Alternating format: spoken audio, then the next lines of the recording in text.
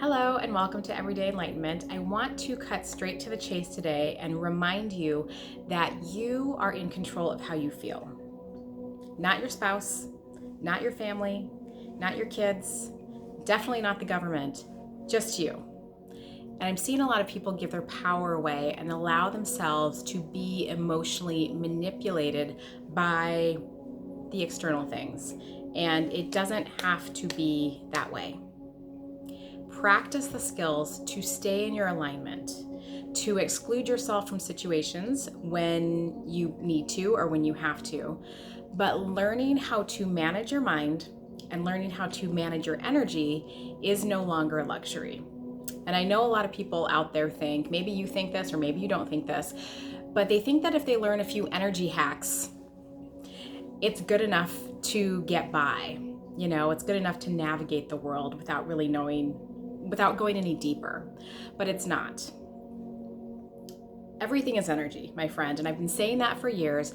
And this is not an esoteric thing just for like the woo-woo folks. It's a real thing that affects everything. It affects how you feel. Energy affects what you think. It affects the words that you choose to speak to another person. It affects the words that you choose to write, like on a social media post or in an email. And in that way, it affects your actions. And there was nothing physical without the energetic component of it. Those two things are intertwined.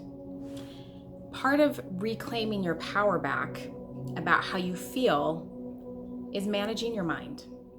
And this is where people get tripped up, because in order to manage your mind, you have to become an observer.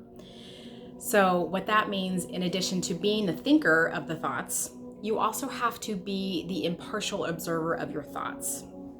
And that requires a different level of awareness and non-judgment that most people may not be exercising right now. So they're just going along with how their old thought patterns and their old belief systems are programmed. I love you so much, but look, you're not going to get anywhere new if you're driving the same old roads. What's that definition of insanity? Doing the same thing over and over and over again and expecting different results, right? So ask yourself, are you doing and being the same way over and over and over again and continuing to feel the same? Because if so, it's time to change it up. So if you're anxious, if you're feeling overwhelmed, if you're sad and you're not feeling in your power, I have 3 recommendations for you to help you understand kind of where I'm going with this and for you to embody the experience of it. So first, I just want to take a minute and know that whatever you're feeling is legitimate. And I'm not saying to bypass your feelings at all. Sink into the fullness of the feelings, feel it fully, and then pull your awareness away from it. Detach yourself a little bit from it and allow yourself to become present in your mind and ask yourself questions about why it's so emotional, why this emotion is overpowering you and causing you to do things that maybe aren't aligned with your true self. And one of my favorite questions to ask is, if fill in the blank situation is true, what does that mean about me? And ask yourself that, and then another thought will come up. And then you ask yourself again, well, if XYZ situation is true, what does that mean about me? And you continue to dissect it in your brain until you find a heartfelt answer that gives you the power to change something in your beingness, to shift something inside of you, not to change something, not to change somebody else. Those external changes will eventually come when you continue to hold yourself to a higher level of responsibility, a higher level of self-responsibility. So try that on. Second, you can journal it out. And this can be a fun exercise. So sometimes just a free flow of consciousness about how you're feeling and holding responsibility for why you're feeling that way, journaling can help, because something magical happens to your conscious and your subconscious mind when you put pen to paper or fingers to keys and you just let it out with raw honesty. most of the time, you'll discover a limiting belief and realize that you're sabotaging yourself.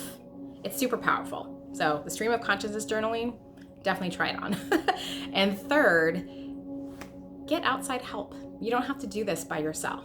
Your journey is yours alone, yes, but it's good to have support and guidance along the way. And so a therapist, a coach, a teacher, a healer, which I use that term a little loosely, but there are many options available to you depending on your needs, depending on where you are, and depending on your motivation.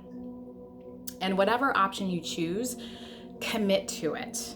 Sometimes we think, we all want the magic pill. We all want the things to happen overnight.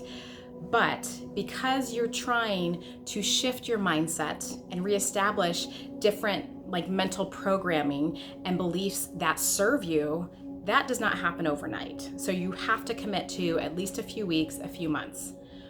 And as you do, you'll find that your life and things start to shift, because your life right now and your experience of where you are right now is a reflection of where you've been in the past.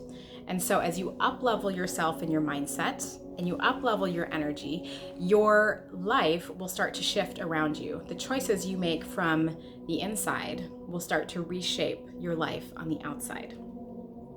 And if you're looking for a place to start, feeling more empowered, please download my 3 audio meditations if you haven't gotten that yet. The link is here below. It's a free bundle of 3 that helps to re-energize you and reset you from the inside out. And I also have my self-healing starter toolkit that I re-released last week. Woohoo! It's a series of 3 videos and resource links to help realign your physical, your emotional, and your energetic body to a higher, cleaner, more empowered set point. It's everything. It's the physical, it's the energy, it's the emotional part of it, and the self-love part of it. Very important.